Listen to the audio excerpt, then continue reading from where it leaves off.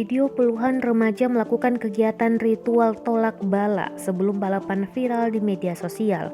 Aksi itu viral lantaran ritual yang dilakukan cukup nyeleneh. Video itu diunggah oleh sejumlah akun media sosial, diantaranya Instagram @faktaindo. Dalam video itu terlihat puluhan remaja berkerumun di sebuah tempat. Sejumlah remaja terlihat mengangkat sepeda motor jenis naked yang telah dimodifikasi.